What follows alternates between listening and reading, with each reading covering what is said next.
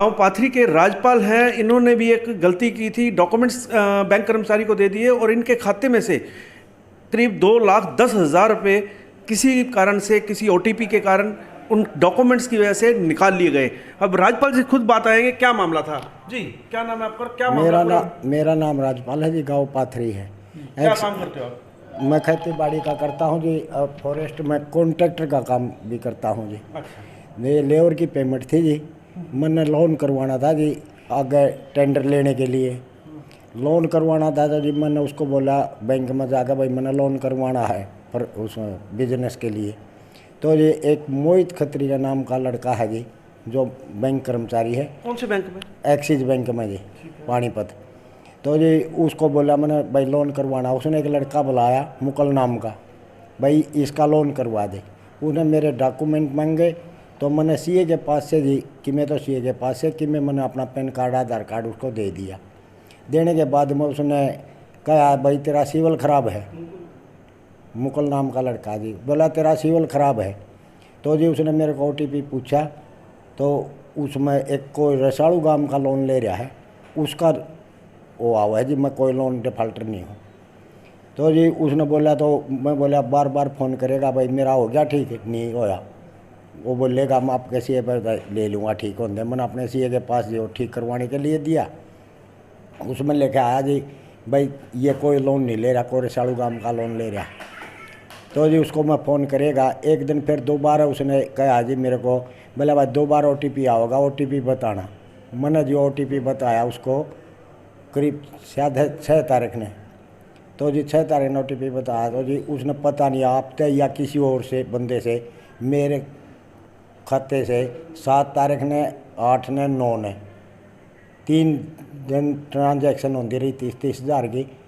तो 2,10,000 रुपये जी उसमें तो निकले मिले। मैंने 10 तारीख को सुबह देखा, मैंने इसके पास फ़ोन किया जी, भाई साहब तूने ओटीपी लिया था मेरे खाते से, तो 2,10,000 रुपये गायब हो गए।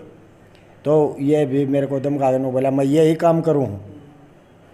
तो जी मैं फिर बैंक में गया। बैंक में जाने के बाद मैंने वहाँ बताने के बाद में वो बोले जी और कोई कार्रवाई नहीं है, तेरी गलती है, तेने ओटीपी दिया और ओटीपी नहीं देना था, अपनी एफआईआर दर्ज करवा दे।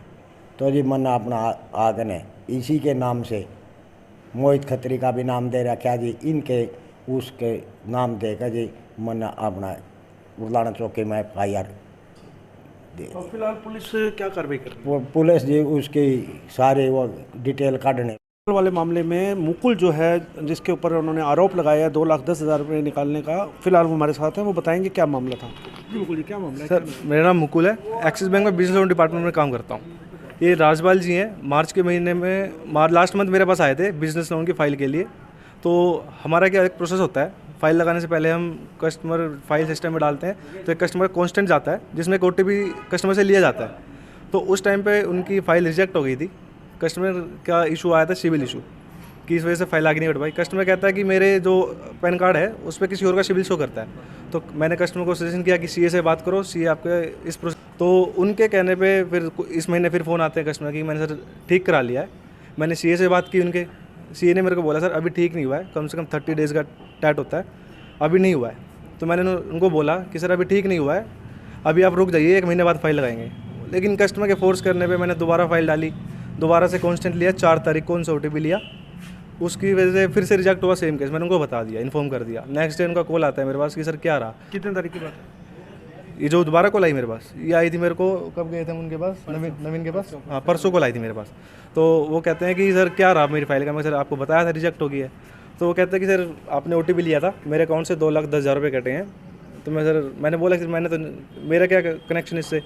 क्या ओटीपी किस तारीख को लिया था? ओटीपी लिया था मैंने 4 तारीख को। इनकी ट्रांजैक्शन जो हुई है वो 6, 7 और 9 तारीख है मे बी। तो कस्टमर कहते हैं कि मेरे 2,10,000 रुपये कटे हैं, मैं जांच कराऊंगा। मैंने बोला सर आप शौक से कराइए, जहाँ कंप्लेन करनी है कर लीजिए, कोई दिक्कत नहीं है, क्योंकि मैंने कोई किया नहीं है ऐसा कुछ। तो फिर ऐसा ही है, यही सिस्टम है, इस वजह से कस्टमर ने कंप्लेंट डाली हुई है आपके पास। तो क्या कहना चाहेंगे कि सर देखो हमारा ये प्रोसीजर होता है, हम कॉन्स्टेंट लेते हैं कस्टमर से ओटीपी। अब कस्टमर को क्या है, कस्टमर देख भी सकता है उस ओटीपी में क्या लिखा हुआ है। उनको इनबॉक्स में अगर पड़ा हो अभी भी ओटीपी, उसमें मेंशन होगा कि किस चीज़ के लिए हम ओटीपी दे रहे हैं। तो मेरी तरफ से ऐसा कुछ नहीं है, कस्टमर अगर कुछ भी जांच कराना चाहे करा सकते हैं, कोई दिक्कत नहीं है मुझे। तो यहाँ मुकुल जी का कहना है कि वो उनका यहाँ पे कोई इसमें कोई इशू नहीं है और जो भी जांच करवाना चाहें जांच करवाएं। बाकी पुलिस इस मामले की तहकीकात में जांच में जुटी हुई है।